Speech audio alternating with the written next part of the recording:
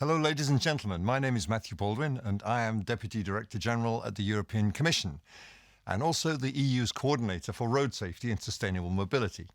I'm delighted to have the opportunity to deliver a short address to you at the 44th International Road Conference and Expo, CESTE 2020.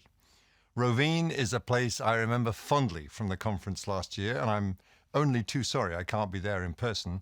I hope the conference is just as rewarding and enjoyable for you as it was for me in 2019.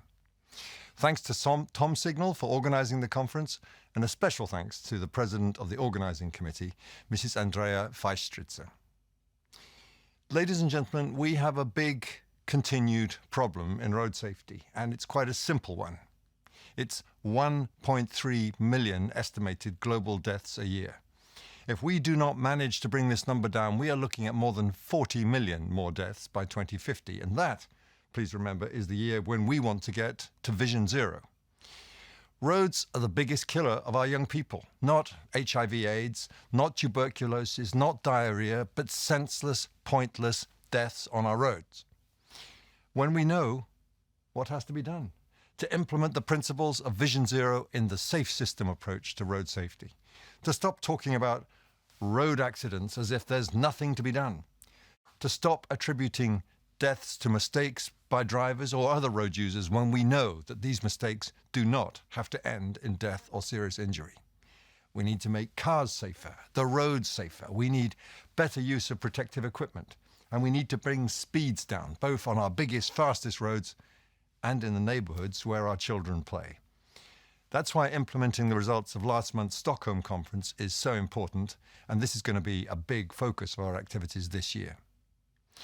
Indeed, in the European Union, we've made a lot of progress over the last 50 years. We've brought our deaths down to just 25,000 a year. But no, we're not satisfied with that.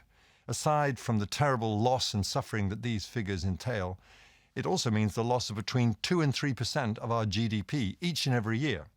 So we've set out a new road safety strategy in 2018, including a target, a 50% reduction in deaths and serious injuries by 2030, key safety indicators to compare performance between member states, a new road safety platform for funding and financing, and proposed new legislation on vehicle safety and infrastructure. And I'm delighted to report to you that both these legislative proposals have sailed through the Council and Parliament in record time. Our new General Safety Regulation for vehicles has a host of new measures to make both those inside the car and outside the car safer, such as automated emergency braking, intelligent speed adaptation, and better detection of cyclists and pedestrians. These measures together are predicted to save around 25,000 lives from 2022, when it comes into force, to 2037. That's 1 year's saving of lives, just from one legislative measure.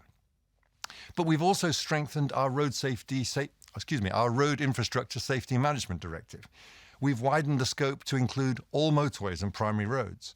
Member states will now have to carry out a network-wide road safety assessment, both proactively, in other words, to evaluate the overall crash impact severity risk of different roads, as well as carrying out an ex-post black spot analysis. And they'll also have to take vulnerable road users, pedestrians, cyclists and motorcyclists, systematically into account in planning new roads. Over the coming year, we're going to continue to implement our new safety strategy, working in close partnership with you, with the member states, with industry, with NGOs, with cities and regions.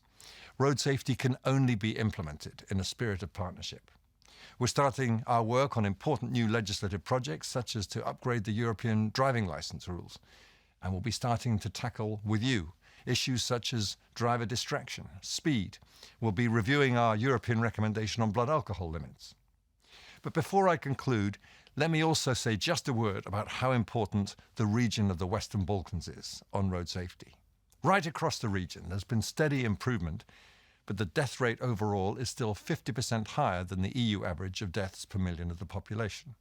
So we're very pleased at the strong political commitment from the Ministers of Transport of the Western Balkans to deliver the concrete actions necessary to ensure sustained improvement, such as the establishment of a road safety observatory in the Western Balkans to deliver better data.